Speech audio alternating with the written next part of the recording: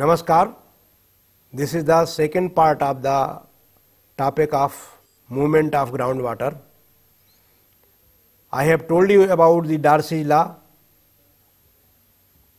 about the Hydrolect conductivity, groundwater flow rates and directions, and in this part I will highlight application of dispersion in groundwater hydrology,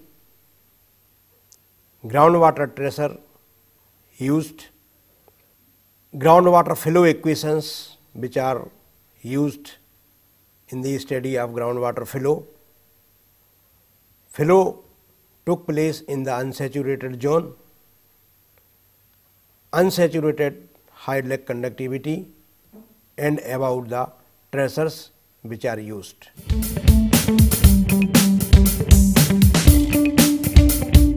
Because these tracers are very important, which are used in the determination of the Hydrolect conductivity, and I have covered in the first part determination of the Hydrolect conductivity in the laboratory. In the field, it is determined by the pumping test of the well, and this pumping test of the well I will tell you when I will teach you about the well hydraulics or the principles of the groundwater flow. In the tracer, determination of the Hydrolect conductivity is used. We drill a 2 wells, boreholes. In one borehole at the upstream site, we inject tracer. At the downstream, we determine the arrival of this tracer and the time. Suppose we have drilled a tube well in the upstream side and inject a tracer in July, suppose, example I am giving, and after 3 months in October we have find that our injected tracer in borehole, upstream borehole, it comes into another borehole. In the field we know the distance between two borehole L and we know the porosity. So, here K is determined by alpha L square upon HT, where H is the difference of the water level of the upper borehole and lower borehole, T is the time of arrival of the tracer in the second borehole. So, Hydrolect conductivity can be determined by this in the field. By the Agar hole test, it is also determined in the field. In this formula, we pump a well and stop the pump, and we will measure the rise of water level, that is dou by upon dou T. So, there is a formula K equal to C upon 864 into dou by upon dou T. Dou by upon dou T is the rise of water level in centimeter. So, and this C is the constant.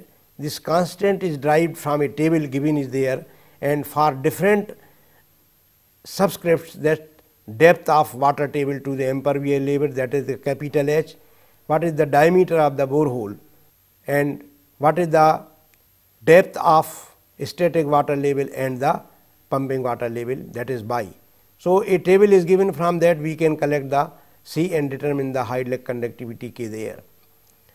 So, this is the field determination, but actual determination took place from the pumping test, that is really without disturbing the aquifer we are getting, and the determination of Hydrolect conductivity K is by conducting pumping test is more reliable than the determination of the Hydrolect conductivity in the laboratory.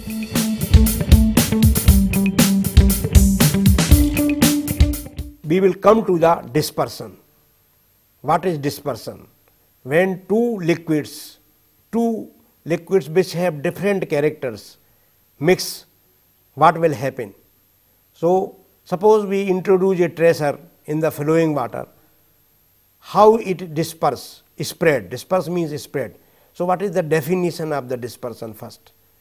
So, if, because why dispersion took place? Because there is a different velocity in the pores of the flow, because pores are spherical there. Due to this, dispersion took place there. So, we define it, the definition can be given like that, that if a labeled miscible liquid referred as tracer is introduced in flow equation, in flow section, it spreads in increasing the flow region. It occupies the flow region, and this phenomena is known as dispersion. It is a non-steady, irreversible mixing phenomena in which tracer disperses surrounding the water. It is a microscopic phenomena. It is a combination of molecule diffusion and hydrodynamic mixing which occurs in the laminar flow of the porous media. So, how we will determine that dispersion took place? If suppose there is a longitudinal dispersion, there is a lateral dispersion. Longitudinal dispersion means dispersion in vertical direction, transverse dispersion or lateral dispersion in the horizontal direction.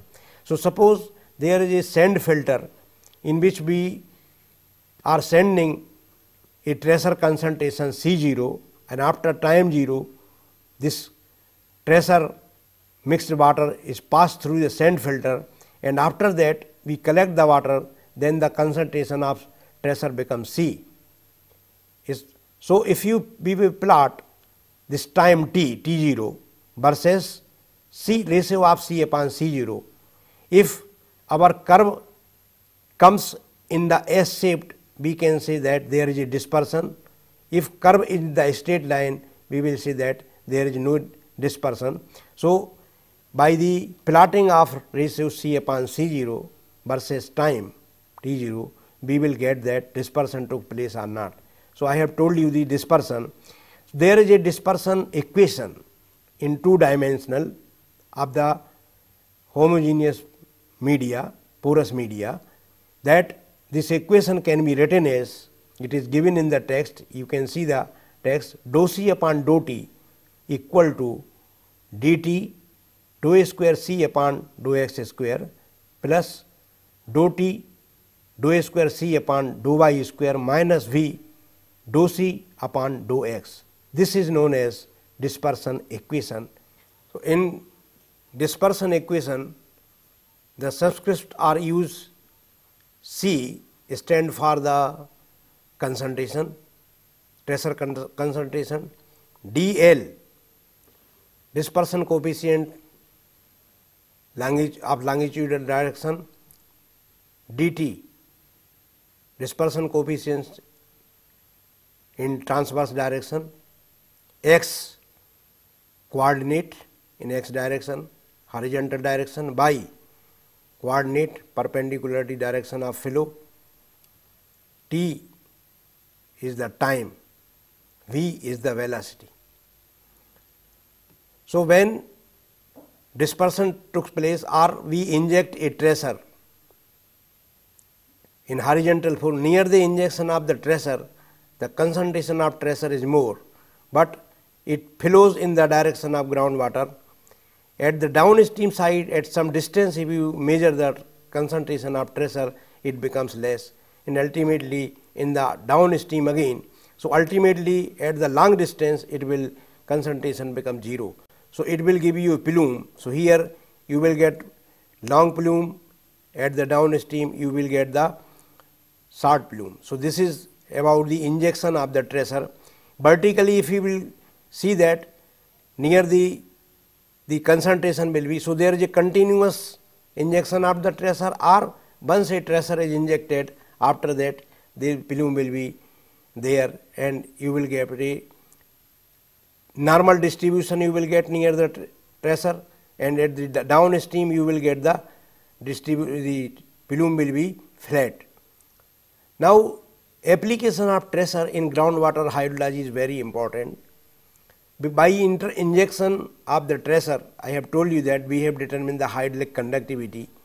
By injection of the tracer, so dispersion means when 2 different characteristic liquid meet, they will give you the idea about the groundwater flow and the direction. So, for example, seawater intrusion took place. Application of dispersion is very important, because fresh water, mixing of fresh water, mixing of seawater you will see the dispersion there. If in the artificial recharge, we are recharging one quality of water into the groundwater of another quality, study of dispersion is very important here. We are injecting tracer to determine the velocity and direction of flow, it is very important. So, dispersion study in groundwater hydrology has a very important.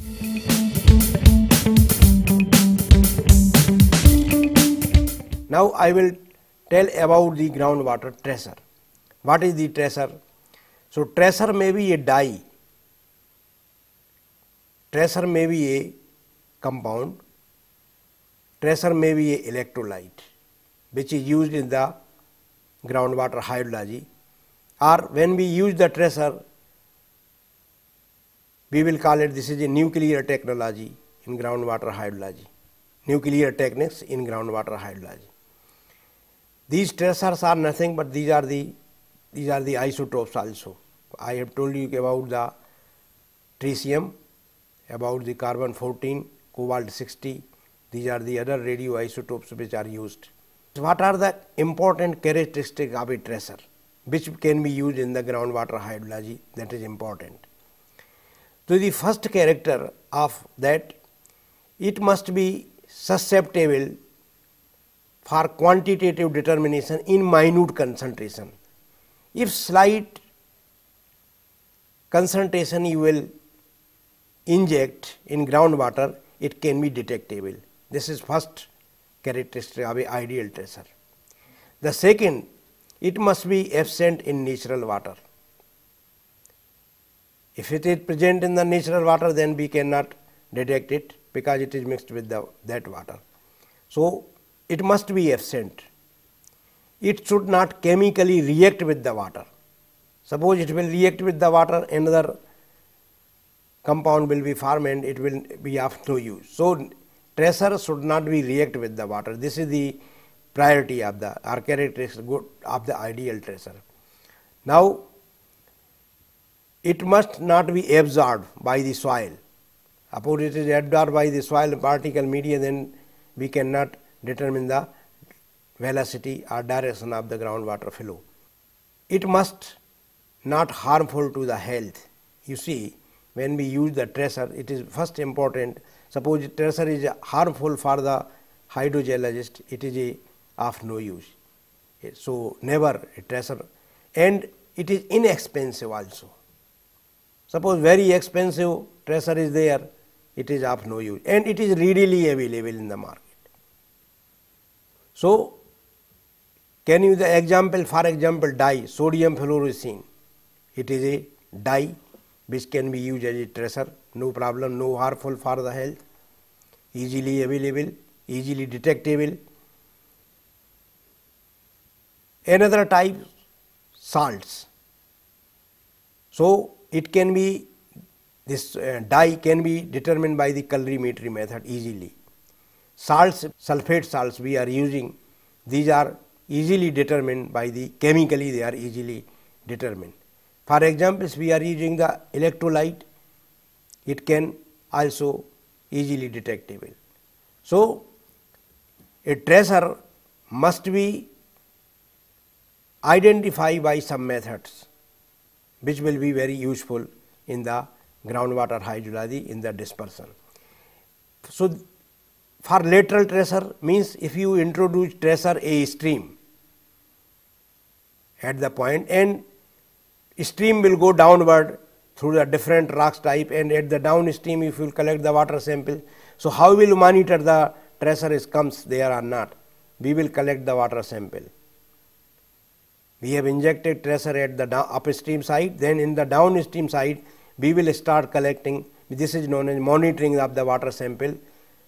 At the time when the water is detected in the tracer is detected in the water, we will note that time is important, and we will note the distance of injection of the tracer and determine and at the time where we are taking the water samples. So, this is about the groundwater tracer. Next important thing, what are the flow equations which are used in the study of the groundwater hydrology. So, these are the general flow equations. For determining this flow equation, Darcy's law is used. Now, there are two coordinates, rectangular coordinates and there is a radial coordinates. Equation for rectangular coordinate, equation for radial coordinates. Now, suppose there is a square element of the aquifer. Water is entering from one side and leaving another side in the x direction, horizontal direction, and in the y direction, groundwater is reaching and leaving in the y direction. So, suppose there is a width of this, because I have told you this is a square. So, suppose it has got the width W is the width of the element, square element of the aquifer. So, we will apply B equal to K Heidegger gradient into I, Heidegger gradient I and Heidegger conductivity K. So, K is the, for K if we will write T, means transmissibility we can write here instead of K. So, V equal to minus Txw dou H upon dou Xi at the entry level and at the, when the water is leaving that square, that is x0. So, these are the coordinate I, x0 and xi, these are the coordinate of the leaving and entering the basin. So, if you determine the flow in x direction and y direction by this equation, you will see that equation is given in the text Qxi minus Qxi0 plus Q by I minus Q by 0 equal to minus SW square dou H upon dou T. Here we use this formula and W is very small, we can neglect it. So, this will become Tx dou square H upon dou X square plus T by T transmissibility in x direction, T by transmissibility in the y direction. So, equation becomes Tx dou square H upon dou X square plus T by dou square H upon dou X square equal to S, right. So, this is the equation S upon T dou H upon dou T. This is in x direction. Suppose you can use in the z direction, we will put plus Tz and St upon dou H upon dou T. So, this is for unsteady state condition and Tx, Ty, Tz. These are the three transmissibility in three direction, means aquifer is an anisotropic. For isotropic aquifer, if you count homogeneous and isotropic, we assume it, I have told you this is not never find in the field. So, dou H upon dou T become 0. So, right side of the equation become 0 for the steady state condition. So, this equation become Tx dou square H upon dou X square plus T by dou square H upon dx square plus Tz dou square H upon dou Z square equal to 0. So, if you homogeneous means Tx equal to Ty equal to Tz. So, the equation, final equation becomes dou square H upon dou X square plus dou square H upon dou Y square plus dou square H upon dou Z square equal to 0. This is known as Laplace equation, which is a general groundwater flow equation for the homogeneous isotropic aquifer in steady state condition, because here dou H upon dou T equal to 0. So, this is for rectangular coordinates.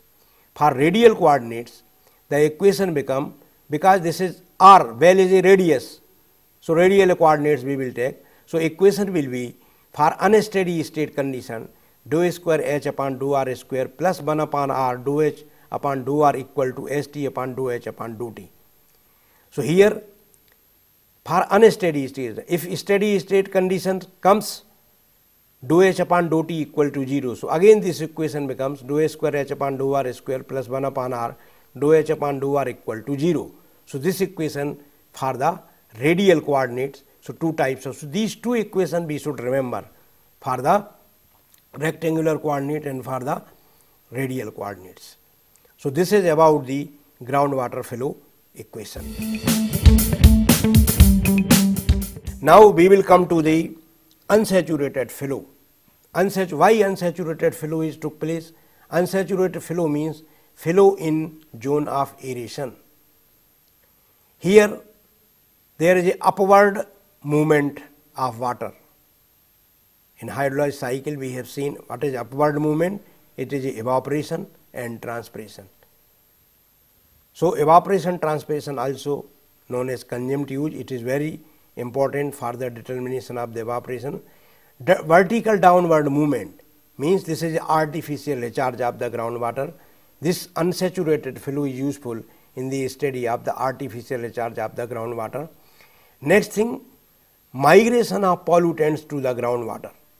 How the pollutants means in the study of the groundwater pollution, this unsaturated flow. Because why unsaturated flow? First rainwater infiltrate downward and reaching to the unsaturated zone, and after the unsaturated zone it will reach to the saturated zone. So study up. So here what will happen? Suppose example, there is a diagram is given. If you see this diagram, if water table is lower by delta H, there is initial water table and final water table. If it is lower, then water will be taken from the capillary zone, means capillary zone will be shifted downwards, and how much water is shifted, it is shown by the dash lines there. Lines are given in the diagram. You see this much of water is released from the unsaturated zone, from the zone of from the capillary zone. So capillary zone will be extracted. And in second diagram, if you see in this diagram, a specific yield is plotted against the time. So it is a, you see this curve represents the asymptote. So you can say that a specific yield is a asymptotic function of the time. So this is about the unsaturated flow. Unsaturated hydraulic conductivity. We apply in Darcy's law this capital K. This represents the hydraulic conductivity of the saturated zone. Saturated zone means aquifer. But we were talking about the unsaturated hydraulic conductivity, that is denoted by Ku. So Ku is always less than the K, means hydraulic conductivity if you measure in unsaturated zone, it is always less than the hydraulic conductivity measured in the saturated zone. A sample is taken from the unsaturated zone. Suppose if you are determining the hydraulic conductivity. So suppose if it is giving a hydraulic conductivity is less here, naturally it will be less. Because why it is less? The reason is that in unsaturated zone there is a air entrapped in the pores. Due to this air, the hydraulic conductivity becomes less. But in zone of saturation, pores are completely filled with the water, 100% saturation is there. So if you plot, Imre has given the diagram here, their diagram is given to you. If you see that near and the x-axis degree of saturation plotted, right, and there is a threshold value is there. So if you determine the ratio Ku upon K equal to Ss minus S0 upon 1 minus S0 cube, it is given there. Or if you take the different materials of the aquifer, you analyze what type of material, this ratio can be determined Ku upon K equal to A upon A plus B into minus H into N plus A. H is the pressure head measured in the centimeter, and the value of A, B and N is taken from the standard table is given for the different type of material, aquifer material, for example sand, medium sand, loamy sand, it is given in the table. So if you take these value, you can determine the ratio of Ku upon K. So unsaturated hydraulic conductivity and saturated hydraulic conductivity should be very important in the study of groundwater flow. Unsaturated flow, I have told you that it is very useful. We should also study the unsaturated flow, and I have told you that hydraulic conductivity is also determined by the pumping test in my first part of this lecture occurrence of movement of the groundwater, I have to look what is the pumping test. Pumping test is nothing but we start pumping a well and we observed its water level, decline of the water table by nearby well. So, in nearby well, that well is known as observation well. Pumping test should be conducted to determine the High-Leck conductivity or to determine the capital T and storativity also. Pumping well must be pumped at the constant rate. In starting, suppose you are pumping this well 500 cubic meter per day, then continuous pumping should be done. We cannot increase or we cannot decrease the pumping rate. Then what will happen? You will continuously pumping the well, water table will decline in the pump well also, water table will decline in the nearby well, that well is known as observation well. So, pumping, what is the definition of the pumping well? Pumping well is also known as mother well. A well which is pumped is a pumping well. In a well in which drawdown means water decline of water table is measured is known as observation well. So, by the data of the observation well, there are equations given by the different workers, hydrogeologists, for determination of the capital T or K are there. So, this is very important, and there are two type of condition pumping test is done, for the equilibrium condition and for the non-equilibrium conditions. Equilibrium conditions are also known as non-steady state condition or unsteady state condition.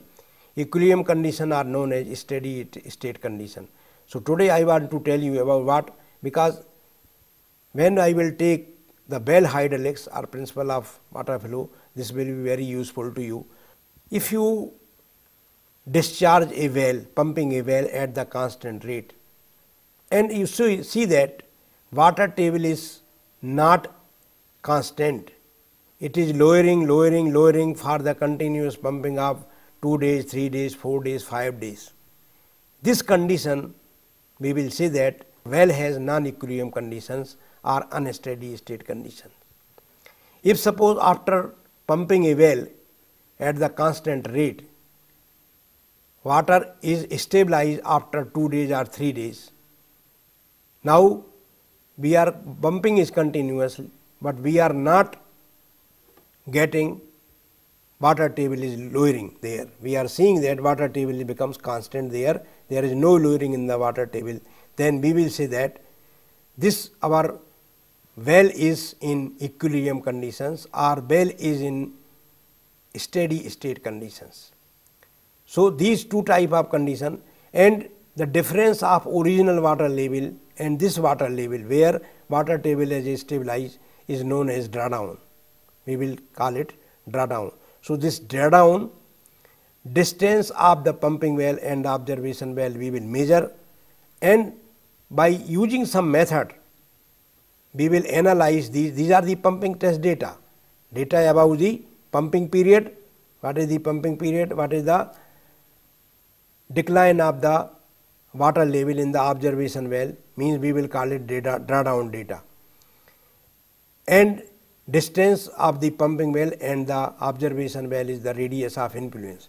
If we have got these data, we will determine the transmissibility of the aquifer, storativity of the aquifer, and these are the known as aquifer parameter. So, pumping test is also known as aquifer performance test.